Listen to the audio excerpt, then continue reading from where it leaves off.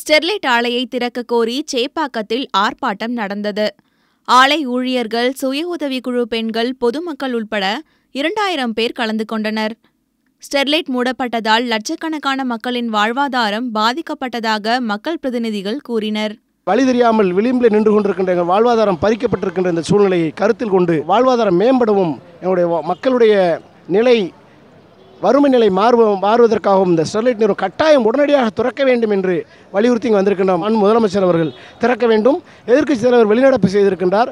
அவர் அரசியல் செய்வதற்கு வேறு ஏதாவது நீங்கள் நிகழ்வுகளை பயன்படுத்திக் கொள்ள வேண்டும்.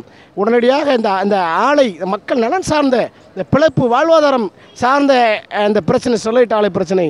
ஆகவே இதில் நீங்கள் அரசியல் செய்வதோ, இதை வச்சு அரசியல் செய்வதோ, உங்களுடைய ஆட்சியாளர்களுடைய உங்களுடைய பிரஸ்டீஜை பார்ப்பதோ இதில் விட்டுவிட்டு மக்கள் சார்ந்த பிரச்சனையாக இதில் முதலிலே நீங்கள் பதிவு செய்து கொண்டு உடனடியாக திறக்க வேண்டும். ஆலை கழிவால் கேன்சர் போன்ற நோய் வருவதாக கூறுவது பொய் என்கின்றனர் சுய உதவி குழுவினர். 260 மகளிர் குழுக்கள் இருக்கு. நான் ஒரு NGO.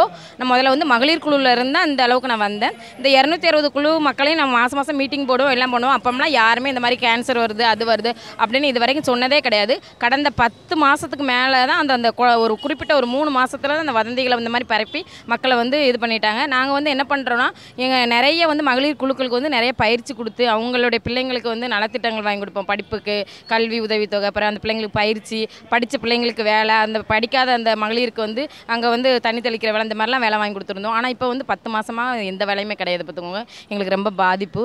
ஆலையை திறக்க கோர்ட் உத்தரவிட்டும் அரசு மௌனம் காப்பது ஏன் என்று தொழிலாளர்கள் கேட்டனர். காப்பர் அத்தியாவசிய பொருளுங்க. நம்ம இன்னைக்கு செல்ல இருந்து, பைக்கில் இருந்து, கார்ல இருந்து எல்லாத்துக்குமே காப்பர் ஒரு அத்தியாவசியமாக இருக்குது. இந்த அத்தியாவசிய பொருளை இன்னைக்கு நம்ம வேண்டான்னு தூக்கி எறிஞ்சிட்டு நாளைக்கு அவங்க நாட்டில் இருந்து இன்னைக்கு கையேந்தி நிற்கிற சூழ்நிலையை இந்த போராளிங்கிற பேரில் பின்புலம் உருவாக்கிக்கிட்டு இருக்கு.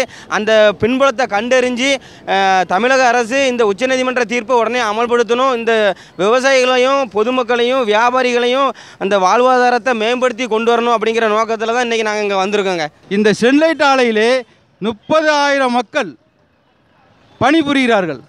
30,000க்கு மேல் வியாபாரிகள் பலனடைகிறார்கள். நாங்கள் 1.5 லட்சம் பேர் விவசாயிகள் பயனடைகிறோம். இந்த நிலையை சீரணிக்க முடியாமல் சில அரசியல்வாதிகள், இந்த அரசியல்வாதிகள் தமிழக மக்களுக்கு என்ன நன்மையை செய்வார்கள்? எலெக்ஷன் வந்தால் ஓட்டுக்காக பணம் கொடுப்பார்கள். இதுதான் அவருடைய முதல் குறிக்கோள். ஆர்ப்பாட்டத்தை தொடர்ந்து தலைமை செயலகம் வந்த தொழிலாளர்கள் முதல்வர் தனிப்பிரிவில் 1.5 லட்சம் கோரிக்கை மனுக்களை ஒப்படைத்தனர்.